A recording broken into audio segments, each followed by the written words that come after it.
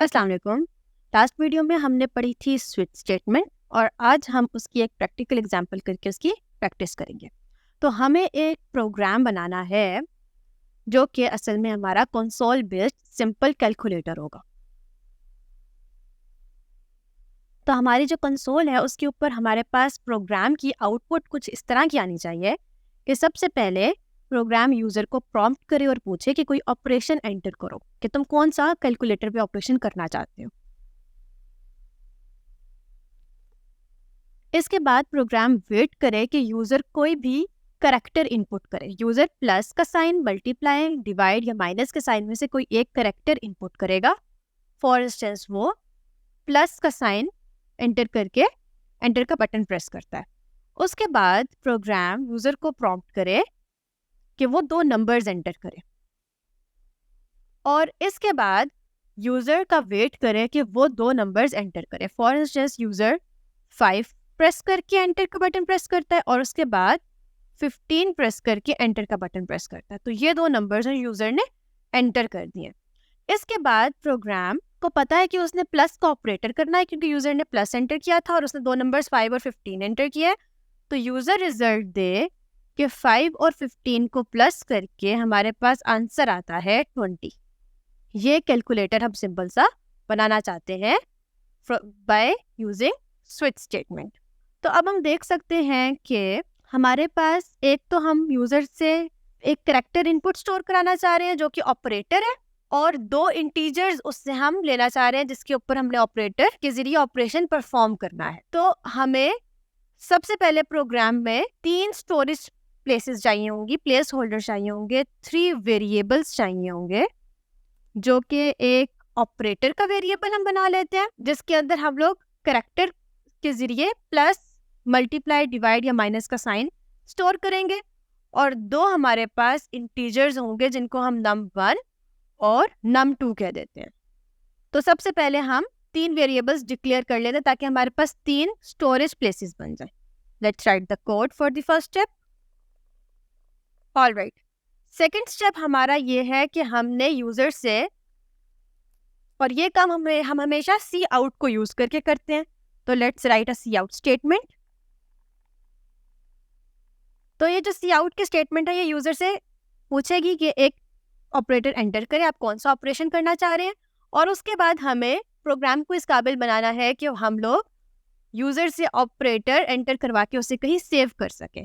और ये काम हम हमेशा सी इन के ज़रिए करते हैं और सी इन के ज़रिए हम ऑपरेटर इनपुट करा लेंगे और उसे हम सेव कहाँ पे कराएंगे, अपने ऑपरेटर के वेरिएबल में जो हमने करैक्टर टाइप का बनाया हुआ है। तो let's write a C in statement for this. Alright, इस स्टेटमेंट से हम इस काबिल हो गए हैं कि हम यूज़र से एंटर किया हुआ ऑपरेटर OP के वेरिएबल ऑप वेरिएबल में सेव कर सकें। अब इसके बाद हमें यूज़र को प्रॉम्प्ट करना है कि दो नंबर्स एंटर करें। तो again we have to prompt the user. Let's write a C out for this. इसके बाद हम लोग उन दो नंबर्स को num1 और num2 के इंटीजर्स जो हम ऑलरेडी डिक्लेयर कर चुके हैं उनमें स्टोर कराना चाहते हैं और ये काम हम हमेशा सी इन के जरिए करते हैं। Alright, so let's write a C in for storing the numbers which the user will enter. तो इस स्टेटमेंट के जरिए हम num1 और num2 में वो दो नंबर्स एंटर करा लेंगे जो यूजर हमें देगा और जिसके ऊपर हमने यूजर का ही दिया हुआ ऑपरेशन परफॉर्म करना होगा। Now we need a switch statement. Alright, तो वो स्विच स्टेटमेंट असल में हमें क्या डिसाइड करने में मदद देगी कि हमने कौन सा ऑपरेशन परफॉर्म करना है, प्लस का, माइनस का, मल्टीप्लाई का या डिवाइड का। तो उस स्विच स्टेटमेंट में हम लोग पास क्या करेंगे, जो यूजर ने हमें करैक्टर इनपुट किया है ऑपरेटर, और हम उसको कंपेयर किससे करेंगे, कंपेयर हम उसको करेंगे प्लस, माइनस, डिवाइड और मल्टीप्लाई के साइंस के साथ हम ऑपरेटर को कंपेयर करेंगे और डिसाइड करेंगे कि हमें कौन सा ऑपरेशन परफॉर्म करना है। तो इसके लिए स्विच स्टेटमेंट हम कैसे लिखेंगे, स्विच का कीवर्ड जिसको हम पास कर रहे हैं वो ऑपरेटर, ये वो डाटा है जिसको हम कंपेयर करना चाह रहे हैं, and then we have curly brackets. Curly brackets के अंदर हमारे पास कितने केसेस हैं, 4 cases for all of the operators we want to check. पहला ऑपरेटर हमारा प्लस का है, तो ये हमारा पहला केस होगा कि अगर यूजर ने प्लस एंटर किया है तो हम क्या करें। अगर यूजर प्लस एंटर करे तो हमें क्या करना है, असल में हमें num1 और num2 को प्लस करके शो करना है।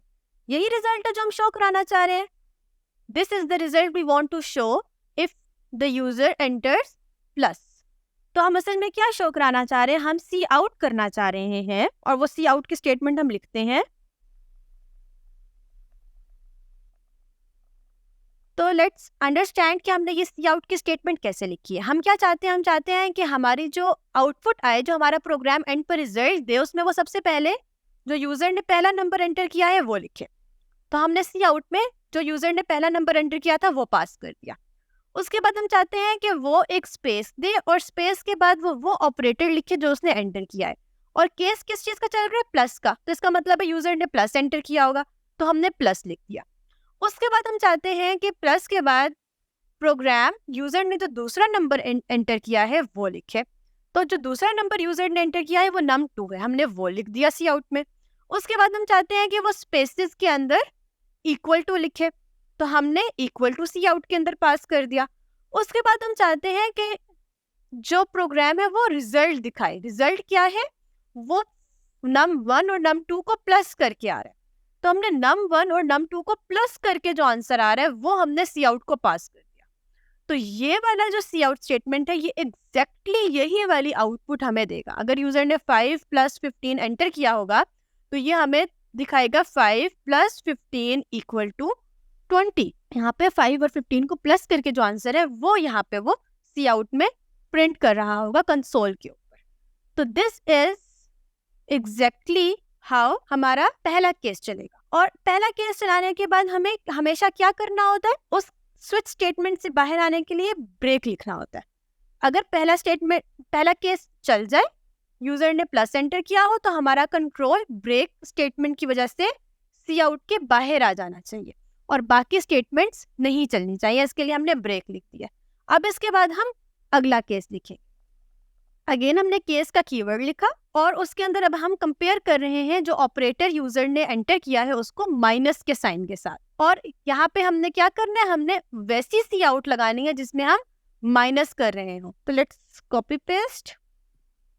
अब हमारा प्लस माइनस बन जाएगा, तो हम प्रिंट भी माइनस करेंगे और परफॉर्म भी माइनस का ऑपरेशन करेंगे num1 और num2 के दरमियान। Let's make other 2 cases for multiply and for divide. तो ये केस हमारा मल्टीप्लाई के लिए है and this case is for division.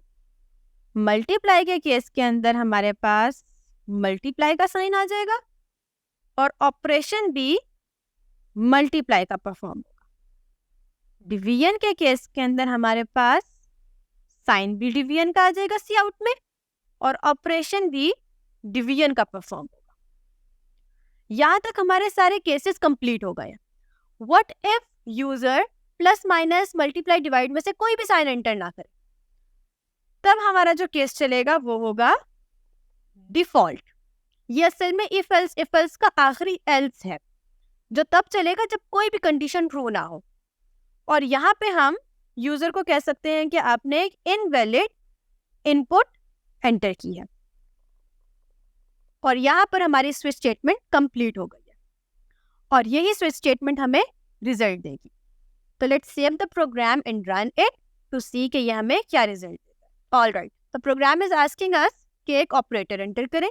Let's enter plus और उसके बाद द प्रोग्राम इज आस्किंग के 2 नंबर्स एंटर करें। तो हम लोग जो हमने एग्जाम्पल की थी 5 एंटर करते हैं एंड 15 एंटर करते हैं and the program is telling us 5 + 15 = 20. Let's try it for any other operator.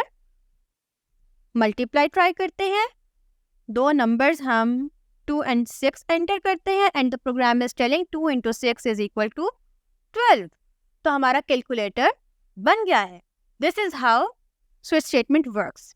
एक दफा हम फॉल आउट भी चेक कर लेते हैं कि वो क्या था। तो अगर हम पहले भी देख चुके हैं कि these double slashes convert a part of code into comment and that comment means कि ये अब कोड का हिस्सा नहीं रहा, ये लाइंस एग्जीक्यूट नहीं होंगी, इनको सिर्फ एक कमेंट के तौर पर कंपाइलर डील करेगा। तो अब हम ब्रेक स्टेटमेंट को कमेंट आउट कर देते हैं फॉर अ व्हाइल, और हम देखते हैं कि हमारे प्रोग्राम में फॉल आउट कैसे आकर होगा। लेट्स रन द प्रोग्राम, और इस दफा हम माइनस का ऑपरेटर चेक करते हैं, और जो दो नंबर हम इनपुट करेंगे वो है 10 एंड 5। लेट्स सी कि प्रोग्राम क्या करता है। ओह, प्रोग्राम ने हमें सिर्फ 10 माइनस 5 इज इक्वल टू 5 नहीं दिया, बल्कि हुआ क्या कि हमने माइनस एंटर किया था और दो नंबर एंटर किए थे। माइनस स्विच स्टेटमेंट को मिला, पहले केस के पास गया, प्लस के साथ कंपेयर हुआ, फॉल्स आंसर आया। अगले केस के पास गया, माइनस के साथ कंपेयर हुआ, आंसर ट्रू आया। और जब यहाँ पे उसका आंसर ट्रू आ गया तो उसने ये स्टेटमेंट चलाई, बगैर अगला केस चेक किए ये स्टेटमेंट भी चलाई, ये स्टेटमेंट भी चलाई, और इवन डिफॉल्ट की स्टेटमेंट भी चला के स्विच से बाहर आया। और ये this phenomenon is called fall out, which occurs when we have no break statement in our cases.